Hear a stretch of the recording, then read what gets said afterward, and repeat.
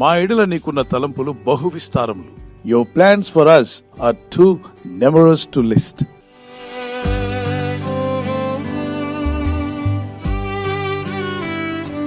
చంటి బిడ్డకు తన జీవితం అంటే ఏంటో తెలియక ముందే తల్లిదండ్రులు ఆ బిడ్డ గురించి ఎంతో దీర్ఘంగా ఆలోచన చేస్తారు.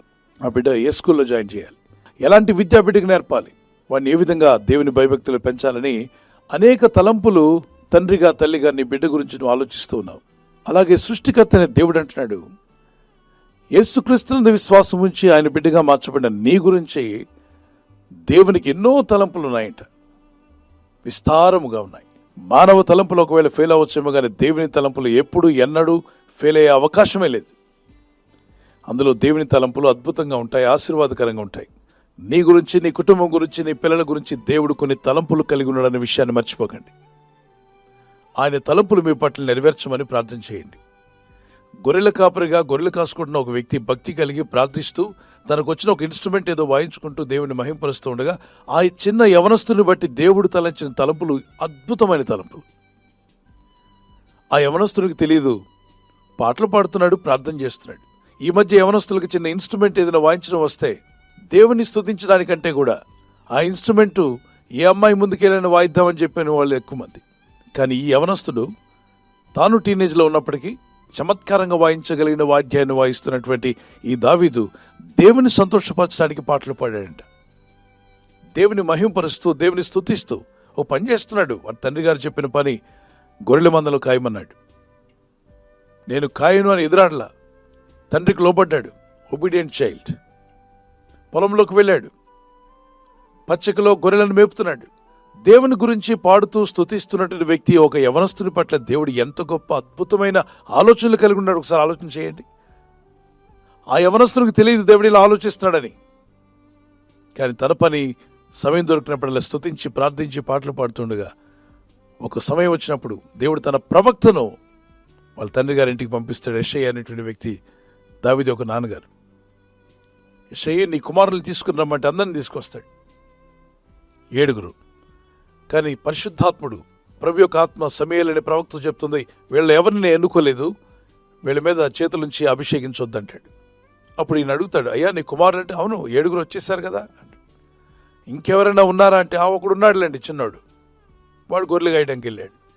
అంటే దావీదు ఒక పేరెంట్సే గొప్ప తలంపులు దావీదు పట్ల కలిగి లేరు. సమూయేలు ప్రవక్తతో అంటాడు దేవుడు, మరొక కుమారుడు ఉన్నాడు యెషయాకి, పిలిపించమని చెప్పమని. గొర్రెలు కాసుకుంటూ పాటలు పాడుతూ ప్రార్థన చేస్తున్నటువంటి యవనస్తుని పిలిచి తీసుకొస్తే దేవుని ఆత్మ ఎంతో సంతోషంగా చెప్తుంది, సమూయేలా ఈ చిన్నవాడిని ఏర్పరచుకున్నాను, వీరిని అభిషేకించు, యవనస్తుని నేను రాజుగా చేయబోతున్నాను. ఈ విషయం ప్రవక్తకి చెప్పాడు కానీ దావీదుకి చెప్పలా. మరి దావీదు తన గురించి ఏం ఆలోచించుంటాడు? 100 గొర్రెలు ఉన్నాయి, ఏం ఆలోచిస్తాడు చెప్పండి? మరొక 100 గొర్రెలు ఉంటే బాగుండు అనుకుంటాడు, 200 గొర్రెలు ఉంటే హ్యాపీ. లేదా ఇంకా బాగా ఆలోచించు, బాగా తలంచంటే 1000 గొర్రెలుంటే సరిపోతుంది, ఈ జీవితం ధన్యం అయిపోయింది, నాకేం అవసరం లేదు అనుకుంటాడు. గొర్రెల కాపులు అంతవరకే తలంచగలిగాడు. కానీ దేవుడు భక్తి కలిగిన వీని గురించి ఏం తలంచాడంటే, నువ్వు గొర్రెలను ఏలేవాడుగా కాకుండా రాజ్యమును ఏలేటువంటి రాజుగా చేస్తాను, రాజ్యాన్ని నీకు ఇస్తాను అన్నట్టుగానే ఇచ్చాడు దేవుడు. రాజునికి ఇచ్చాడు.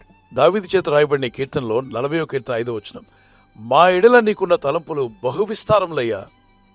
ఇక్కడ నా అనంటలా మా అన్నాడు. అంటే దేవుణ్ణి నమ్ముకున్న బిడ్డలందరి గురించి మాట్లాడుతున్నాడు. ఆయన ఆశ్రయించావా? ఆయన విశ్వాసం ఉంచావా? ఆయన భయభక్తి కలిగి ఉన్నావా? నీ పట్ల దేవుడు గొప్ప తలంపులు కలిగి ఉన్నాడు. This no doubt at all. మరి ఆ గొప్ప అద్భుతమైన ఆశీర్వాదకరమైన తలంపులు నా పట్ల నెరవేరాలంటే నేనేం చేయాలి? మీరేం చేయాలి? ఆయన చిత్తానికి లోబడాలి. ఆయన వాక్యమునకు విధేయులైతే చాలు. ఆయన కాడి సులువైనది, ఆయన కాడి బరువైనది కాదు. అనేక రిలీజియన్స్లో మీ శాపం పోవాలంటే మీరు అది చేయండి, ఇది చేయండి, మీ శని పోవాలంటే ఇదిగోండి ఇది చేయండి, అవన్నీ చేయాలంటే చాలా కష్టంతో కూడినటువంటివి. కొన్నిసార్లు వారు చెప్పినట్టుగా నిష్ఠగా ఉండాలి, కొన్ని దినాలు వారు చెప్పినవి మోసుకొని తిరగాలి, ఎంతో ఖర్చు పెట్టాలి.